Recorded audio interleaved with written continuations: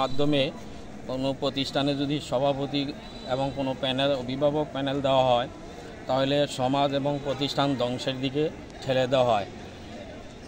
অতএব কারণে সমাজ এবং প্রতিষ্ঠানের ভাবমূর্তি নষ্ট হয়, সমাজের উপর একটা চাপ সৃষ্টি হয়, প্রভাব পড়ে এবং কোন্দল সামাজিক কোন্দল বেড়ে যায় এবং অন্যায় অবিচার বেড়ে যায়।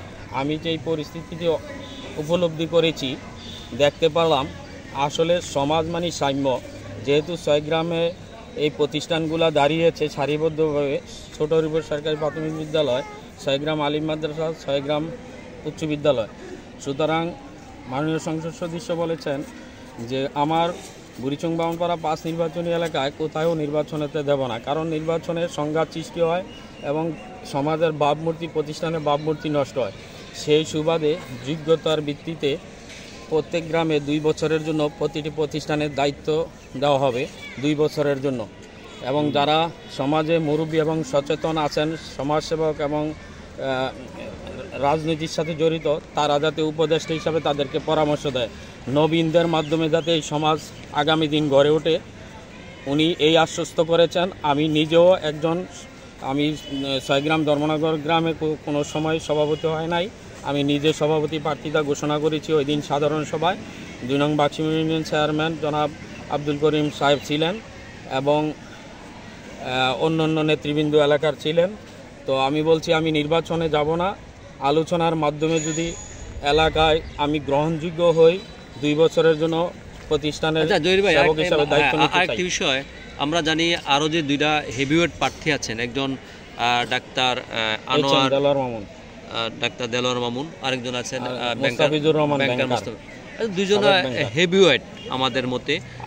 আসলে আপনি তাদের ভিড়ে আপনি নিজেকে কেন এতটা যোগ্য মনে করছেন যে আপনি সভাপতি হতে পারবেন? সদস্য নির্বাচন এখন তো, আজকে তো হচ্ছে সদস্য নির্বাচন, তারপরে তারা লিস্ট সিলেকশন করবে সভাপতি। এখন আপনি যে প্রশ্নটা করছেন সাংবাদিক ভাই, আপনাদেরকে ধন্যবাদ।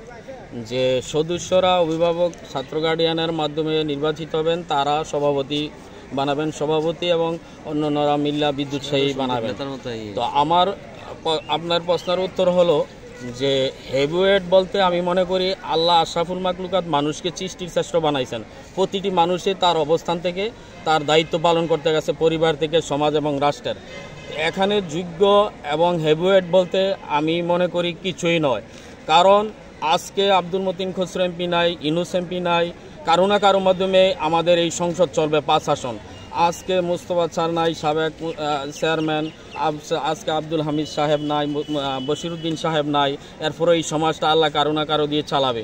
তো আমি মনে করি যোগ্যতার ভিত্তিতে, সাম্যের এবং সমঝোতার ভিত্তিতে 6 গ্রামের এই সমন্বয় প্রতিষ্ঠান, সমঝোতার ভিত্তিতে যেই গ্রামে হয় নাই গ্রহণযোগ্য ব্যক্তি হিসাবে অন্তত শিক্ষা দীক্ষায় সামাজিক যোগ্যতা অর্জন করেছে, এরকম সে একজন নির্বাচিত করলে, এরকম সে আলোচনার মাধ্যমে একজনকে দায়িত্ব দিলে 2 বছরের জন্য, আমি আশা করি ইনশাআল্লাহ কোনো ত্রুটি হবে না, ভালো হবে।